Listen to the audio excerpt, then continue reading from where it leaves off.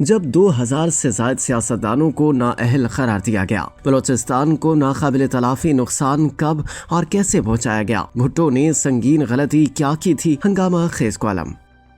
Senior صحافی اور تجزیہ نگار مظہر عباس اپنے کالم میں لکھتے ہیں کہ ہم نے کس کس کو غدار نہیں کہا، فہرست نکال لیں اور تجزیہ کریں کہ غدار وہ تھے یا نہ سمجھ، وہ جو انہیں غیر محب وطن پاکستان مخالف کہتے اور پابندیاں لگاتے رہے، یہاں تک کہ ملک ہی دولخت ہو گیا۔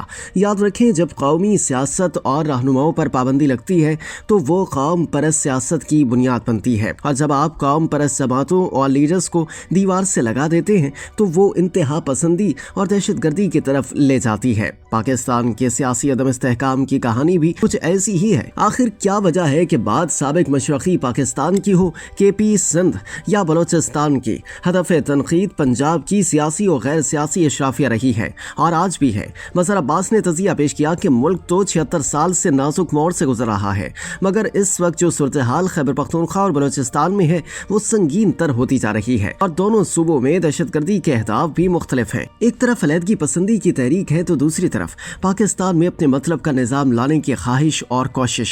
سینئر صحافی کے بقول آج جن حالات کا ہمیں سامنا ہے، ولی خان جیسے سیاستدانوں نے، میر غوث بخش بزنجو جیسے معتبر رہنماؤں نے 80 میں ہی خبردار کر دیا تھا، مگر ریاست کی نظر میں وہ اس وقت غیر محب وطن اور غدار تھے۔ یہ سلسلہ ان پالیسیوں کا تسلسل تھا جو قیام پاکستان کے بعد ایک نظریاتی سراب کے نام پر بنائی گئی، جن کی ابتدا بنگال مسلم لیگ اور مغربی پاکستان مسلم لیگ کی تقسیم سے ہوئی۔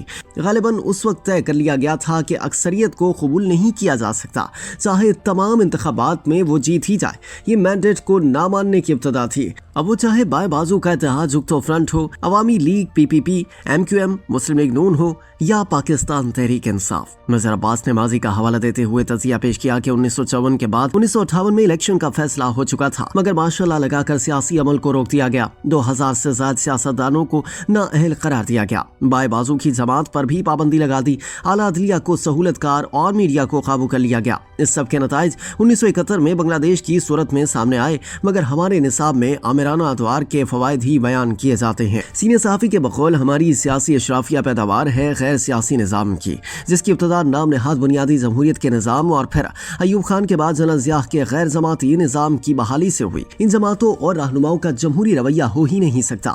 پاکستان میں پہلی بار آئین اتفاق رائے سے 1973 میں بنا، مگر اس سے ایک سال پہلے 1972 میں حکومت کے خلاف بغاوت کی گئی جو ناکام ہوئی اور بہت سے فوجی اور ایئر فورس کے افسران کو سزائیں ہوئیں۔ اسی دوران پہلی بار کمیونسٹ رہنما حسن ناصر کی ریاستی حراست میں ہلاکت کے بعد بلوچ رہنما عطا اللہ مینگل کے صاحبزادے اسد مینگل کے لاپتہ ہونے کے بعد ہلاکت نے وہ صورتحال پیدا کر دی کہ لاپتہ افراد کا مسئلہ ایک بیانیہ بن گیا۔ بلوچستان فوجی آپریشن، صوبائی اسمبلی کو برطرف کرنا، نیشنل عوامی پارٹی پر پابندی لگانا اور پھر حیدرآباد ٹرائل کا قیام اور مقبول رہنماؤں کو سزائیں، سابق وزیر اعظم ذوالفقار علی بھٹو کی سنگین سیاسی غلطی تھی۔